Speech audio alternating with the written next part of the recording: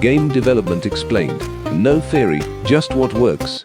Welcome to the Explainer. If you're in game dev, you've definitely been here before. There's a big new process announced that's going to fix everything. And then a month later, everyone's just back to their old habits.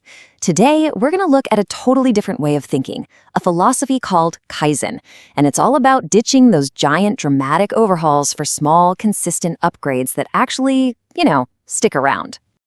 So let's start with the feeling we all know way too well, the GRANDS plan. You've seen it.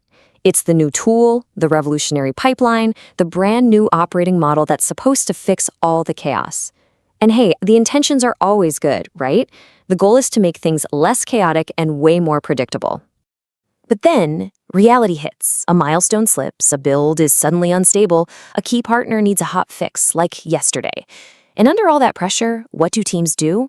We all revert to what feels fastest, quick fixes, ad hoc decisions. And that big, shiny new process, well, it just becomes another chore, another thing to maintain. And it's usually the very first thing that gets thrown out the window. So if these big, sweeping changes are pretty much destined to fail under pressure, what's the alternative? Well, the answer is a philosophy called Kaizen. And I promise you, this is more than just another corporate buzzword. It's a really practical habit. So at its heart, Kaizen is a Japanese philosophy that literally means change for the better. And it's built on this really simple but incredibly powerful idea. Huge results don't come from one single massive overhaul. Nope, they come from the cumulative effect of hundreds of tiny, consistent improvements adding up over time. And this right here is the key for game development. Kaizen isn't some side project you do instead of making your game. It's a habit you build while you're shipping. You don't have to stop the train to fix the tracks. You can do both at the same time. So, what does this actually look like in practice? It's not some vague goal, it's a super simple loop. You find one recurring pain point, maybe it's constant rework, or maybe it's just wishy-washy decisions, and you make one small change to fix it in the next cycle. That's it. One thing. Okay, so that principle of one small improvement is really the beating heart of Kaizen. I know it sounds almost too simple, but its power comes from that radical focus. So let's break down why committing to just one upgrade per cycle is the secret sauce that makes all of this work. Here is where most teams totally fail. They try to fix everything all at once. Their energy gets scattered all over the place, and nothing actually gets better. So the most important rule of Kaizen is to pick one improvement per cycle. Seriously, just one. I mean, we all have this huge mental list of things that could be better, right? From messy documentation to slow build times to way too many meetings. But here's the hard truth. If you try to tackle 10 of these things in one sprint, you will almost certainly ship none of them. Not effectively anyway. So instead of that giant to-do list, you anchor every single discussion with this one simple question. This immediately gets you away from talking about abstract best practices and forces you to focus on the real, actual friction your team is feeling right now, today. Okay, so that's the theory. But how do you actually fit this into a workflow that's already packed to the gills without just adding more meetings? Let's look at a few really practical ways you can do it. You know how a lot of retrospectives just end up being conversation or even just complaint sessions? To make them actually productive, you need a concrete output. This keep, drop, try, learn format is perfect. It forces the team to commit to one experiment, that's the try, and then treat it like a real deliverable for the next cycle.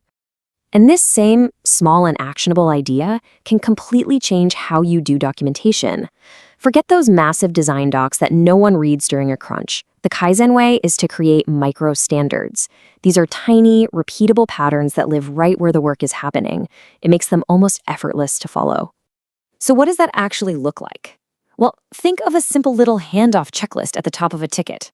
Or a rule that says every decision-making call has to end with a 2-sentence summary of the decision and why you made it. These things are so powerful because they guide behavior in the moment without needing a separate rulebook. All right, let's talk about another high-impact area for Kaizen, managing dependencies. I mean, so much of the pain in game development comes from blockers and dependencies that we discover way, way too late. And a lot of the time, the biggest problem is just that nobody can see them. You don't need some complex new tool to fix this. Just add a single field to your tickets to distinguish blocking from non-blocking. Or add one line that asks, hey, if this slips, what else breaks? These tiny changes make the invisible stuff visible. And they prevent those predictable, last-minute surprises. Okay, this all sounds great in theory, but how do you actually get started without it, accidentally becoming another one of those grand failed plans? It's simple. You run a low-risk pilot. Here's a 2-week loop that just works. In week 1, you run your retro and you pick just one improvement to try. You give it an owner. In week 2, you review how it went. If it helped, great, you make it a standard. If it didn't, you just drop it and try something else. The goal here is for the team to feel immediate relief, not more overhead. And to make sure your pilot actually succeeds, you just have to avoid these super common traps. Trying to do too much, not having a clear owner, or forgetting to schedule a follow-up. These are the simple little things that kill all momentum. But the fix is always the same. Keep it small, give it an owner, and put the check-in on the calendar. So the most important point here is to stop waiting for that magical calm period that never, ever arrives to improve how you work. You can start this right now. You can use this exact question in your very next team meeting to get the ball rolling. And that's really the big takeaway here. One small, focused change can kickstart a powerful cycle of improvement that can actually survive the beautiful chaos of making games. So the question I'll leave you with is this: what's the first small thing that you're gonna fix? If this is useful, subscribe. New breakdowns every week.